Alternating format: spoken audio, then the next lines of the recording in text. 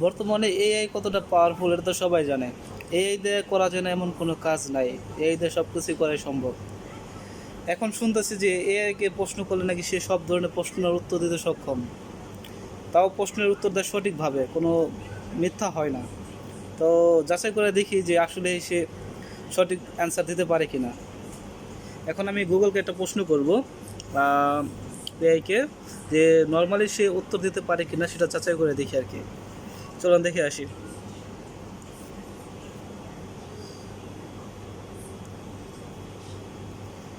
Gemini, আমি তোমাকে একটা প্রশ্ন করতে চাই, তুমি কি উত্তর দিতে প্রস্তুত? আমি প্রস্তুত। আপনার প্রশ্নটি করুন। আচ্ছা, আমরা জানি যে ভবিষ্যতে বিজ্ঞানীরা মঙ্গল গ্রহে বসবাস করার জন্য তারা অনেক চেষ্টা করতেছে, আসলে কি এটা সম্ভব? মঙ্গল গ্রহে মানব বসতি স্থাপন করাটা খুবই কঠিন কিন্তু অসম্ভব নয়। বিজ্ঞানীরা এই বিষয়ে ব্যাপক গবেষণা করছেন এবং অনেক চ্যালেঞ্জ থাকা সত্ত্বেও এটি সম্ভব করার চেষ্টা করছেন। মঙ্গল গ্রহে বসবাস করার প্রধান চ্যালেঞ্জগুলো হলো পাতলা বায়ুমণ্ডল। মঙ্গলের বায়ুমণ্ডল অত্যন্ত পাতলা এবং এতে অক্সিজেনের পরিমাণ খুবই কম, মাত্র 0.16%, যা মানুষের শ্বাস প্রশ্বাসের জন্য যথেষ্ট নয়।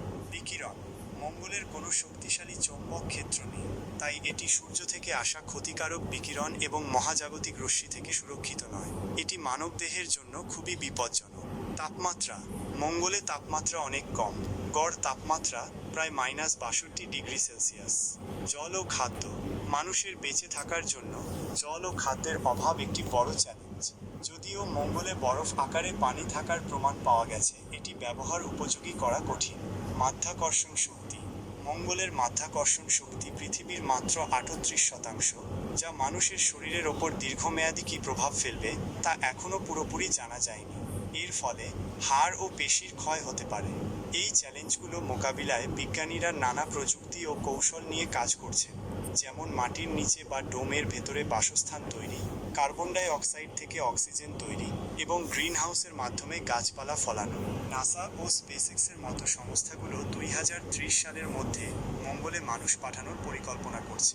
তবে স্থায়ী বসতি স্থাপন করতে অনেক সময় লাগবে এবং এর জন্য অনেক বৈপ্লবিক আবিষ্কারের প্রয়োজন হবে।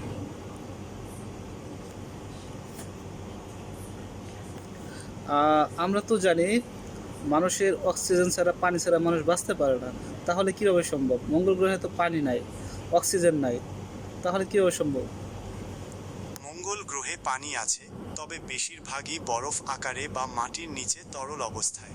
মানুষের বেঁচে থাকার জন্য এই পানিকে প্রক্রিয়াজাত করে ব্যবহার উপযোগী করতে হবে এবং অক্সিজেন বায়ুমণ্ডল তৈরি করতে হবে, যা খুব চ্যালেঞ্জিং কিন্তু অসম্ভব নয়। তাহলে তুমি কি মনে করো, মঙ্গল গ্রহে বসবাস করা কি সম্ভব? মঙ্গলে বসবাস একটি বাস্তবসম্মত দৃষ্টিভঙ্গি। হ্যাঁ, আমি মনে করি মঙ্গল গ্রহে বসবাস করা সম্ভব, তবে এটি অত্যন্ত চ্যালেঞ্জিং এবং দীর্ঘমেয়াদী একটি প্রক্রিয়া হবে। বর্তমানে বিজ্ঞানীরা যে প্রযুক্তি নিয়ে কাজ করছে তা আরও উন্নত করতে হবে এবং অনেক নতুন আবিষ্কারের প্রয়োজন হবে। কেন সম্ভব মনে করি? প্রযুক্তির অগ্রগতি: বিজ্ঞানীরা প্রতিনিয়ত নতুন নতুন প্রযুক্তি আবিষ্কার করছেন। মঙ্গল গ্রহে শ্বাস প্রশ্বাস উপযোগী বায়ুমণ্ডল তৈরি, পানি প্রক্রিয়াকরণ, খাদ্য উৎপাদন এবং ক্ষতিকারক বিকিরণ থেকে সুরক্ষার জন্য প্রয়োজনীয় প্রযুক্তিগুলো উদ্ভাবনের পথে রয়েছে। সম্পদের প্রাপ্যতা: মঙ্গলে বরফ আকারে পানি এবং কার্বন ডাই অক্সাইডের মতো মৌলিক উপাদান রয়েছে, যা জীবন ধারণের জন্য প্রয়োজনীয় অক্সিজেন ও জ্বালানি তৈরিতে ব্যবহার করা যেতে পারে। মানবজাতির অভিযোজন ক্ষমতা: মানুষ প্রতিকূল পরিবেশে নিজেদের মানিয়ে নিতে সক্ষম। অতীতেও মানুষ চরম পরিস্থিতিতে টিকে থেকেছে এবং নতুন পরিবেশ জয় করেছে। তবে এটি রাতারাতি সম্ভব হবে না। প্রচুর বিনিয়োগ ও গবেষণা: এই প্রকল্পের জন্য বিশাল অঙ্কের অর্থ এবং বছরের পর বছর গবেষণা প্রয়োজন।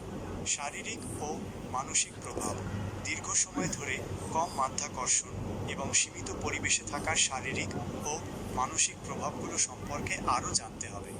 ঝুঁকি ব্যবস্থাপনা: অপ্রত্যাশিত ঘটনা যেমন সরঞ্জাম বিকল হওয়া বা প্রাকৃতিক দুর্যোগ মোকাবিলা করার জন্য সুনির্দিষ্ট পরিকল্পনা প্রয়োজন। মঙ্গলে বসবাস করা মানবজাতির জন্য একটি যুগান্তকারী অর্জন হবে, যা আমাদের প্রযুক্তিগত ক্ষমতা এবং টিকে থাকার ইচ্ছাকে প্রমাণ করবে। কথা কিন্তু ঠিক, সঠিক।